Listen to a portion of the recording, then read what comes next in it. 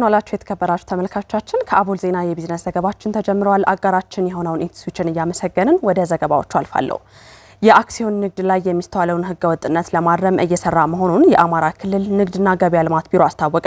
ቢሮው የአክሲዮን ማህበራት አባላትና መሪዎች ኃላፊነታቸውን እንዲወጡ ማሳስቧል። ዘመኑ ታደለ ተጨማሪውን ይነግረናል። አክሲዮን ንግድ በድርሻ የሚመራበትና ከፍተኛ ሀብት የሚንቀሳቀስበት የንግድ አይነት ነው። ከአማራ ሚዲያ ኮርፖሬሽን ወቅታዊ ዝግጅት ጋር ቆይታ ያደረጉት የአማራ ክልል ንግድና ገበያ ልማት ቢሮ ኃላፊ ዶክተር ኢብራሂም መሐመድ አክሲዮን የተለያዩ አቅሞች ለውጤት የሚቀናጁበት እንደሆነ ገልጸዋል። ካፒታልን አንድ ላይ አድርጎ እውቀትን፣ ሐሳብን አንድ ላይ አድርጎ የንግድ ሐሳብን አንድ ላይ አድርጎ በጋራ ምንመራበት የንግድ አይነት ነው። ይሄ ትልቅ እሳቤ ያለው ምናልባትም ንግዳችን ከፍ ካለ እነዚህ አክሲዮኖች እየበዙ ነው የሚሄዱት። በአማራ ክልል ከተሞች በተለያዩ ዘርፎች የተመሰረቱ አክሲዮኖች እንዳሉ ቢሮ ኃላፊው ገልጸዋል። በአክሲዮኖቹ ላይ በተደረገ ፍተሻ ግን ከንግድ እሳቤው ያፈነገጡ ተግባራት እንደተገኙ ተናግረዋል። እኛ በዚህ ዓመት 50 የሚሆኑ አክሲዮኖች ላይ ፍተሻ አድርገናል። በእኛ በንግድ ተቋሙ ፍተሻ ስናደርግ የአባሎቻቸውን ጥቅም የሚያሳድጉ ካፒታላቸው እንዲያድግ ጤናማ ሆነው የሚሰሩ በርከት ያሉ አክሲዮኖች አግኝተናል። ይሄ በጣም ጥሩ ተስፋ ሰጪ ነው።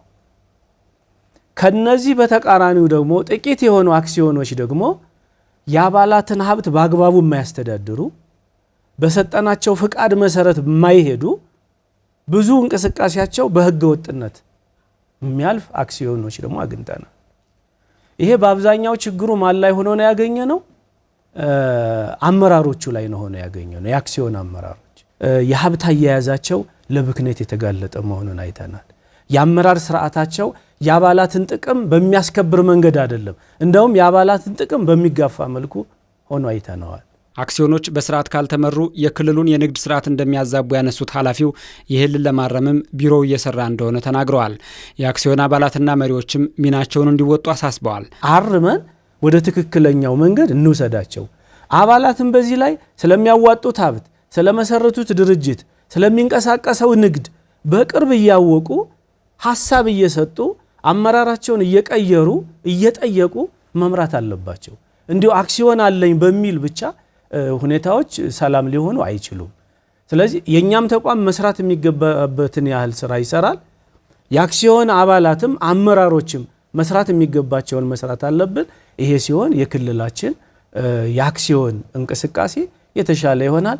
በተለይ ደግሞ በርከት ያለው አክሲዮን ያለ ባህር ዳር፣ ጎንደር፣ ደሴ አካባቢ ስለሆነ እነዚህ ከተሞች ላይ እኛም በአካል እየደረሰን ፍተሻ እያደረግን የሚስተካከለው እንዲስተካከል፣ ጥሩ ነው በጎ ነው የሚባለው ደግሞ እንደዛ እየተባለ ለመምራት ጥረት እያደረግን ነው። አክሲዮኖች በየዓመቱ ጠቅላላ ጉባኤዎችን የማካሄድ ስራቸውን የመገምገም ትርፍና ኪሳራቸውን የማስላትና የመሪዎቻቸውን ውጤታማነት የማየት ግዴታቸውን መወጣት አለባቸው ብለዋል።